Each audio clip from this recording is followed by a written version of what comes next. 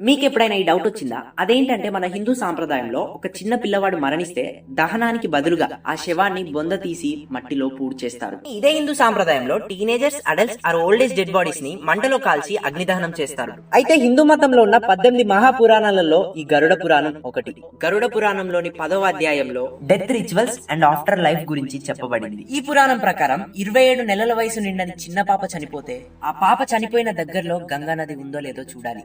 ఉంటే ప్రవహిస్తున్న గంగా నదిలో ఆ శవాన్ని విడిచిపెట్టాలి, లేదా సమీపంలో ఉన్న వేరే లొకేషన్ లో అగ్ని సంస్కారానికి బదులుగా ఆ శవాన్ని పూర్తి చేయాలి. ఇదంతా గరుడ పురాణంలో ఉందంటే దీనికి ఒక రీజన్ కూడా ఉంటది కదా.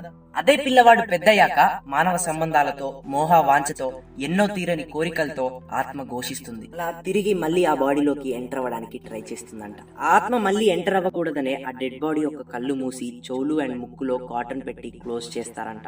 అండ్ ఫైనల్ గా ఆ బాడీని కూడా మంటల్లో కాల్చేస్తారు. అంటే ఈ అగ్ని సంస్కారం మోహము మాయ అనే కోరిక నుండి ఆత్మను, శరీరాన్ని వేరు చేస్తుందంట. అలానే పిల్లలకు మోహము, మాయ లాంటి అటాచ్మెంట్స్ ఏవి ఉండవు కాబట్టి అగ్ని సంస్కారం అవసరం లేకుండా మట్టిలోనే పూడ్ చేస్తారంట. అలాగే సాధువుల్ని కూడా మట్టిలోనే పూడ్ చేస్తారంట.